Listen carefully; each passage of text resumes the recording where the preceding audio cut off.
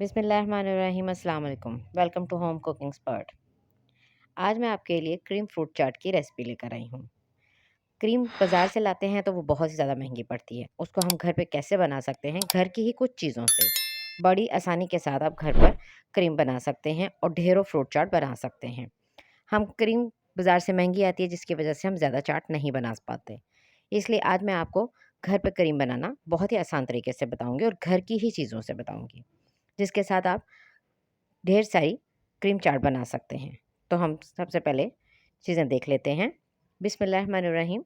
ये मैंने केले लिए हैं और सेब लिए हैं।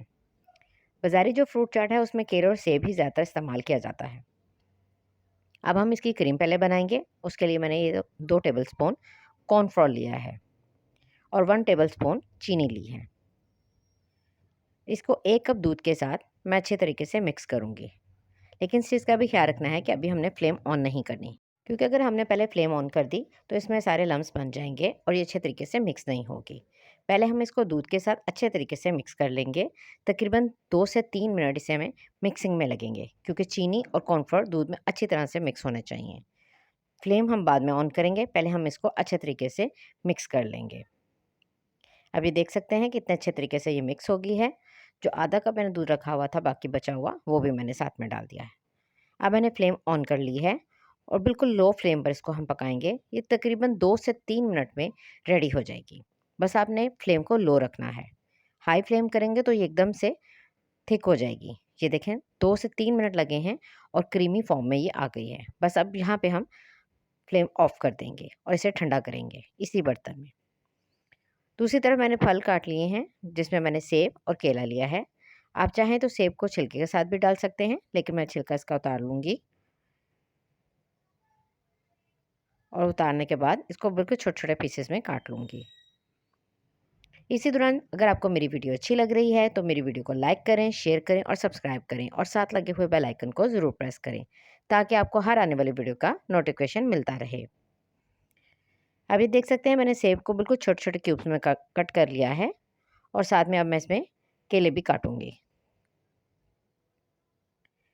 ये आप देख सकते हैं। आपने इस चीज़ का ख्याल रखना है कि केले कच्चे ना हों, केले थोड़े से पके हुए हों, क्योंकि चाट में केले पके हुए अच्छे लगते हैं। क्रीम मैंने ठंडी कर ली थी अच्छे तरीके से और उसको फेंट लिया था।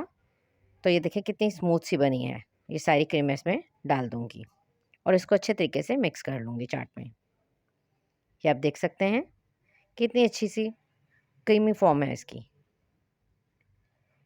चाट में अच्छे तरीके से सारी मैं मिक्स कर लूँगी।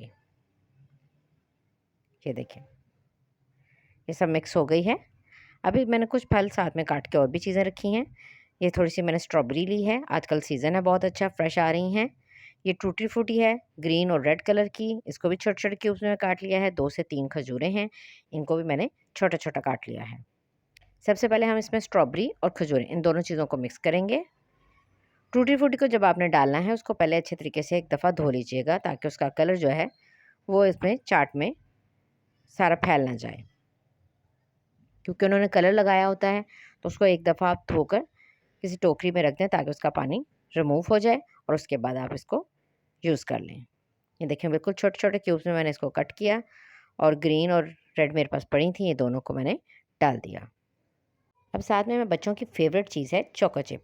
थोड़े से वो भी मेरे पास पड़े थे, वो भी मैंने ऊपर से डाल दिए। आप मार्केट में देखते हैं ऊपर उनके लगे होते हैं, वो कितने खूबसूरत लगते हैं। ये बच्चों को भी बहुत पसंद होते हैं।